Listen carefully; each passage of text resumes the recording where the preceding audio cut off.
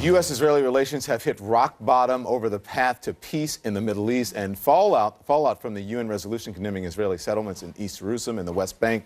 It's unbelievable. Why are these allies sparring so publicly is a question let's discuss now with CNN political commentator and contributor to The Atlantic, Peter Beinart, and former CIA Director James Woolsey. He was a senior advisor to the Trump campaign. Good morning to both of you, gentlemen. Thank you very much for joining us. I want to begin with you, Ambassador Woolsey. What's your reaction to the Secretary's speech? Well, I think Netanyahu had the better of these exchanges. This is not really about one state versus two state solutions. This is about whether or not the Palestinians accept Israel's right to exist. And in the current circumstances, they don't. Israeli Arabs, that is Muslim usually, citizens of Israel, about 1/6 of the Israeli population, can go to bed at night without fear that someone's going to bash in their front door and kill them. They have their own members in the Knesset. They have Supreme Court justices. They have their own publications. They lead a very reasonable life, particularly for the Middle East. That sort of life is not possible for a Jew living in the West Bank governed by the Palestinians. They will be killed. If you even sell property to an Israeli, you'll get killed.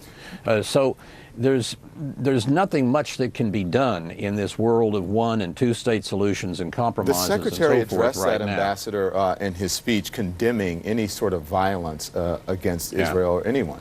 They always do, but then you come down to boycotts and so on.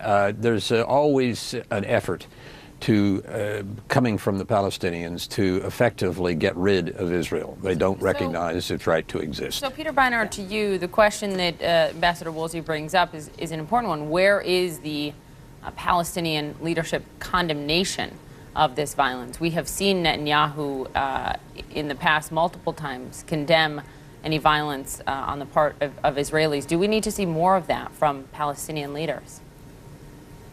Well, first of all, I just to say that the Palestinians don't accept Israel's right to exist. The PLO recognized Israel's right to exist in 1993, but not as a at the Jewish beginning state. of the Oslo Accords. The point is not as a Jewish state. No. In fact, the United, but yes, but in fact, Israel at that point did not ask the Palestinians to recognize Israel as a Jewish state. Israel itself has never defined what it means to be a Jewish state. It has, and the United States did not. The United States did not recognize Israel as a Jewish state. Egypt did not recognize Israel as a Jewish state when it made peace with it. This is a new request that Benjamin Netanyahu made that was not made by previous Israeli prime ministers, precisely because Benjamin Netanyahu is fundamentally hostile to the idea of a two-state solution. In 2014, he himself said there would be no circumstance, under any circumstance, could he envision Israel removing its troops from west of the Jordan River, which means the West Bank. I need to say one more thing, James. Well, I think this is nonsense. The claim that Palestinians, Jim, the claim that Palestinians would inevitably kill Jews in the West Bank. I have Jewish friends, Israelis who live in the West Bank. It's frankly a racist claim to suggest that Palestinians would inherently kill Jews. Not if you read, some Palestinians commit terrorism, and many don't. Go ahead, Peter Beinart, to my question, though, does there need to be more from the Palestinian leaders in terms of condemning the violence? Absolutely. Yeah, look, there are lots. I think that was one thing they could do, for example. One thing they could do is stop. Just let Peter Beinart answer that. Calling Haifa occupied Haifa. I thought it was for me.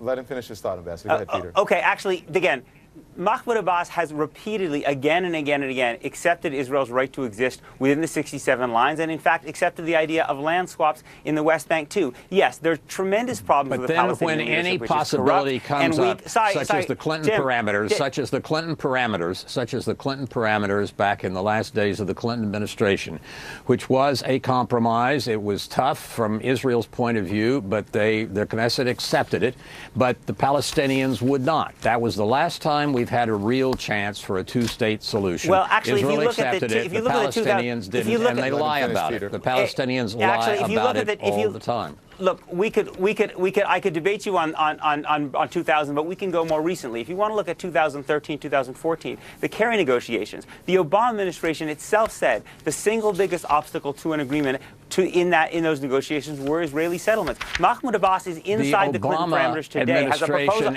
Jim, you keep on has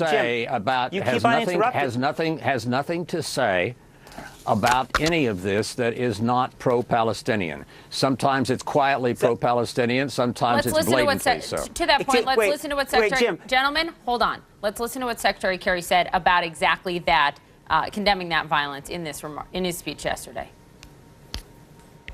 And the most recent wave of Palestinian violence has included hundreds of terrorist attacks in the past year, including stabbings, shootings, vehicular attacks, and bombings, many by individuals who have been radicalized by social media.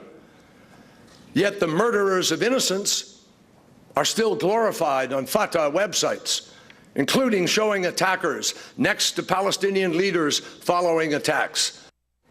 Ambassador Woolsey, yes, he did it just there. Yeah, he did right then, but that is not what shows up in Palestinian papers. That's not what shows up usually in statements from the PLO. It's certainly not what shows up in anything coming from out of Gaza. It's not showing up from the missiles coming out of Gaza against Israel. Don't carry flags saying, "Don't worry, we're in favor of a two-state solution." This is really nonsense. That the Palestinians do not accept Israel's right to exist, and they are now going at it through boycotts and divestments and so forth. They'll use force whenever they have an opportunity. All right, gentlemen, we'll have to leave it there. Yeah, we're out of time. Thank you so much. Peter Beinart, Ambassador Woolsey, we appreciate it. Coming up on New Day, we will have Prime Minister Netanyahu's spokesman join us. David Keyes, also an official from the Palestinian Authority, will also be with us. And President-elect Donald Trump tweeting about a rough transition, then changing his tune hours later. So what changed? We're going to discuss with our political panel. That's next.